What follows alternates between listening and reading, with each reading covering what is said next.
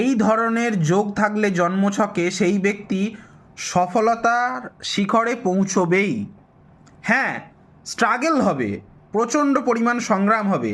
দেখবেন লগ্ন সাপেক্ষে তৃতীয় পতি শুভ গ্রহ হয়ে যদি লগ্নে বসে থাকে, সেই সঙ্গে সঙ্গে লগ্নের ভাবকারক প্ল্যানেট সূর্য এবং তৃতীয় ভাবের কারক গ্রহ মঙ্গল যদি বলীয়ান হয় অর্থাৎ বলশালী হয় জন্মছকে, তাহলে জানবেন সেই ব্যক্তি জীবনে একাধিক লড়াই হবে, সংঘর্ষ হবে। তার কারণ তৃতীয় ভাব থেকে এফর্টের বিচার করা হয়, তৃতীয় ভাব থেকে লড়াই সংঘর্ষের বিচার করা হয় এবং তৃতীয় ভাব থেকে স্ট্রাগলের বিচার করা হয়।